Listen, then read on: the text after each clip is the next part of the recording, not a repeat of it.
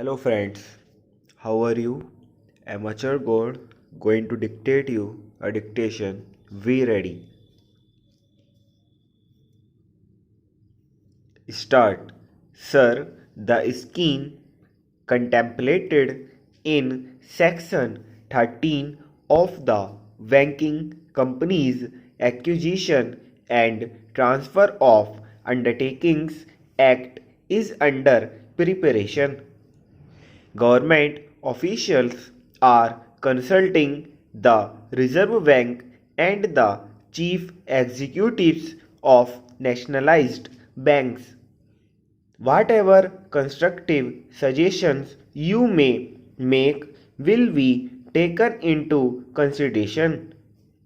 Government is also examining how to give a fair share of the work relating to government treasuries and allied matters and of the accounts of public sector enterprises to the 14 nationalized banks.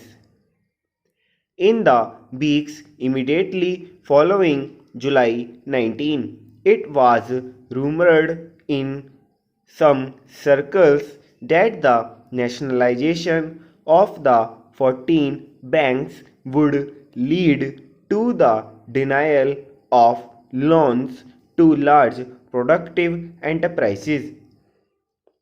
Nothing could be farther from the truth, and I am sure that you know this. The production of goods and services useful to the community must expand fast. Otherwise, grave distortions arise in the economy leading to unemployment. You should have no hesitation in assisting all genuine productive enterprise of medium and large scale. However, please do remember that in India, bank finance has not always been measured by lenders against actual production needs, and there has not been any effective check on the end use of bank money. Naturally, you should be more alert in this sphere so that very big enterprises or houses do not have to be given larger assistance than is actually warranted in terms of the needs of production and distribution. The Reserve Bank should be able to advise in detail in this matter.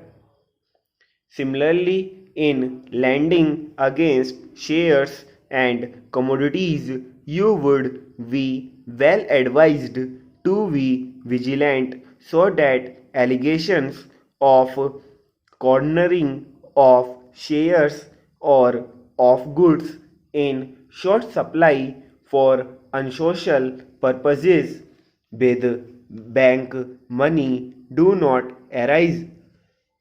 The devices to ensure this are matters of detail which for the present with the advice of the Reserve Bank you should be able to work out. There are a few other points to which I should like to draw your attention. Most of the term financing institutions working in the fields of industry and agriculture are in the public sector. As there is a government representative on the board of every financial institutions, there is greater opportunity than before to coordinate our actions and attitudes with term financing bodies, particularly at the state level, so that the short term and long term needs of development are adequately taken care of. As I have mentioned earlier, it would be useful to be actively in touch with the state and union territory governments so that they do not remain in arrogance of what you can do and what you cannot, and they may so trim or adopt their expectations as to get the best out of the monetary system for the good of the public without nationalized banks having to depart from sound canons of wise financing. Incidentally, this might mean you're subjecting governmental projects to constructive but careful scrutiny, advising the governments what particular precautions they should take in their own and the public interest, and you discontinuing the hitherto frequent practice of leaning heavily on government guarantees. You are aware of the current tensions in the minds of the rising generation and the main causes of these. One of the irregularities we must correct is the complaint of neglect and incomprehension which the student community appears to make against established authority. It is good to learn that some of you have schemes for financial assistance to students in need. These schemes deserve wide publicity. Those like you who have knowledge and experience of business industry and the monetary system can also usefully establish closer touch with the student community. Perhaps you and your senior officials could occasionally arrange meetings with young people and also with other sections of the public. I am glad to know that some of you are trying to use Hindi and regional languages in your contacts with your customers and the public. I think it is necessary to evolve some positive attitude of the language problem over which there are strong feelings in the country.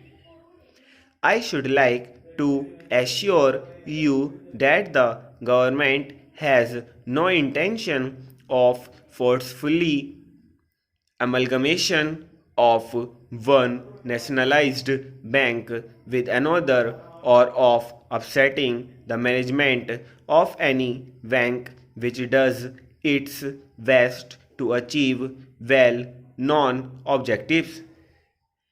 If structural changes in banks are felt to be necessary in the light of working experience wherever possible, these should come about through consultation and coordination. The fear was expressed to me by some smaller banks whether their voice would be heard equally along with bigger banks. I am sure that his will be so. The misunderstanding which arose in some uninformed circles after nationalization is settling down. I am sure that soon it will disappear altogether. The nationalized banks, the Reserve Bank, and the central government will, however, be judged by the country mainly by quality and depth of the endeavor that make towards ensuring social and economic justice and for upliftment of the weaker sections of society. Stop. Thank you.